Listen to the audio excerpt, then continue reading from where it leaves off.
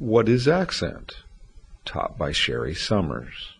So now that we've established that rhythm and intonation is very important for understanding, let's look a little bit more at intonation itself. Let's examine some languages other than English and their intonation.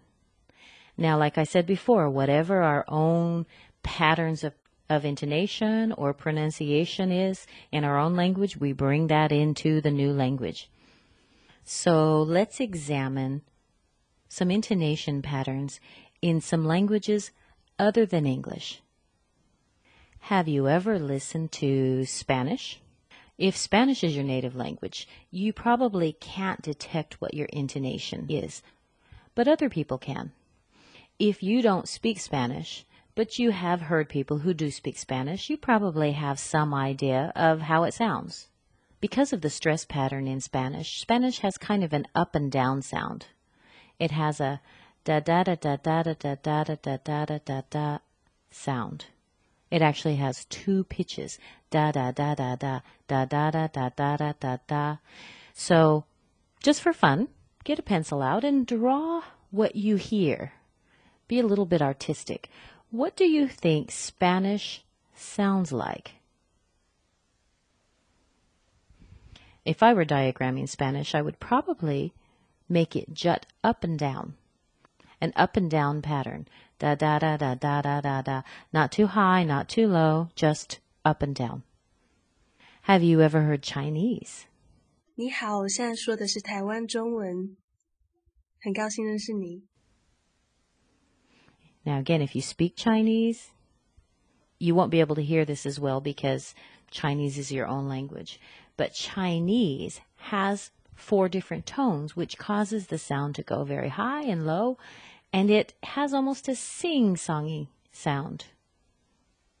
So if I were to diagram Chinese, I would probably make very high waves and very low waves. 你好吗? Have you ever heard Korean?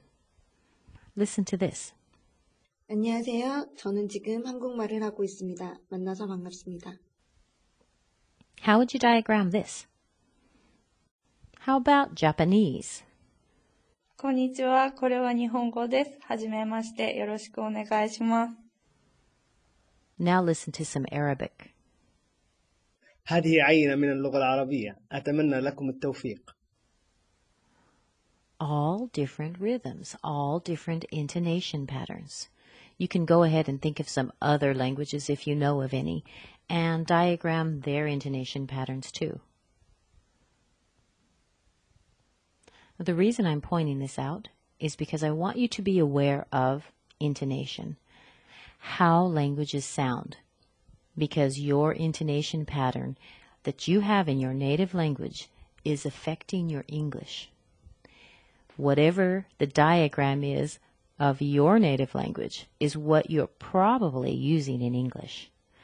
Let's go ahead and think about English. For example, the boy down the street went to the store to buy some apples for his mother. Da-da, da-da-da, da-da-da-da, da-da-da-da-da, da-da-da-da.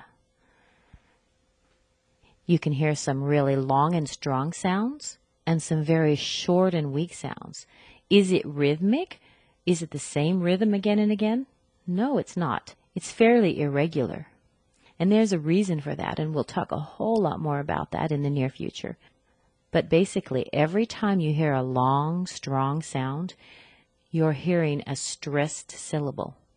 And there is a stressed syllable in every main word. Every word such as a noun, a verb, an adjective, an adverb. The other lower sounds are either unstressed syllables or words that don't have a lot of importance, like prepositions and articles. And we'll talk a lot more about it. But if you diagram this, I would diagram very small hills and then big mountains. Small hills and then big mountains. Start paying attention to native English speakers. Start noticing how their rhythm is different from your own rhythm. That's the first step in bringing yourself to an American intonation pattern. Now remember, The intonation is very, very important. So starting to feel and pick up this beat, this different kind of rhythm. Instead of maybe classical, you're going to start picking up some jazz rhythm. Start paying attention to the ups and the downs, the fasts and the slows in English. You're going to be very surprised once you start opening your ears to what's going on around you. So perk up your ears. Pay attention to native speakers around you. Go and examine some of the little video clips we have for you of native English speakers speaking. Really notice how the voice is coming out. Really notice the intonation patterns. This is the first key to being able to do this yourself. Number 1, be aware. Number 2, pay attention to people around you. And number 3, start putting it into your own speaking. So that's all we have for this class today. I'll be waiting for you in our next class on the specific details of the American accent. This is going to be fun. See you next time.